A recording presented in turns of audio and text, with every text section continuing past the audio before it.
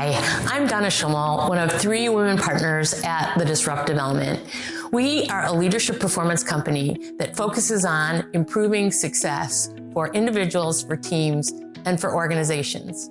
We do this by relying on a foundation of neuroscience, how people think, and incorporating business success principles. We call this effort Brains in Business.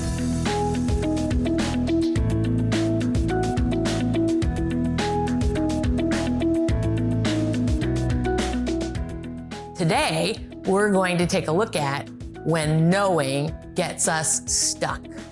One of the greatest challenges that we face as we work with leaders is that we all tend to believe that knowing is an outcome in and of itself.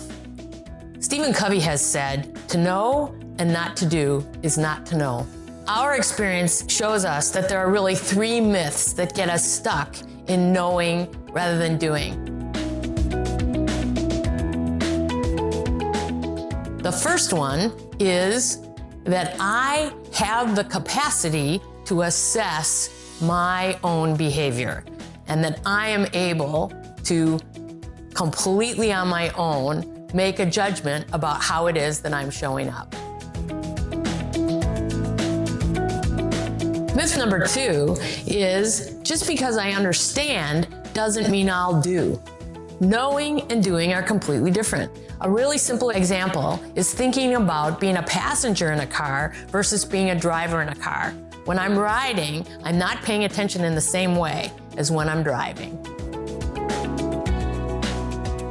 The third myth is that I'm so capable, I shouldn't need any kind of help or any kind of structure.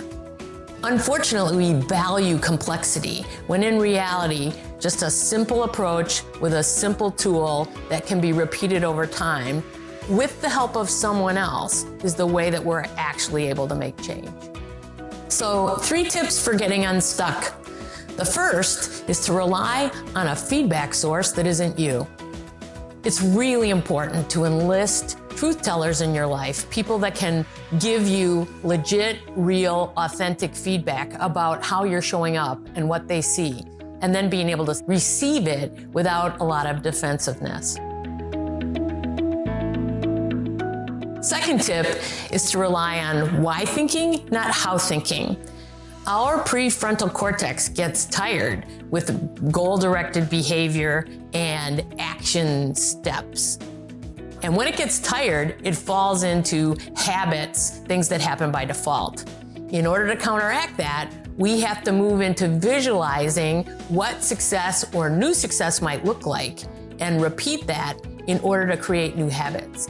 And it's really helpful to visualize how we'll feel when we achieve that outcome.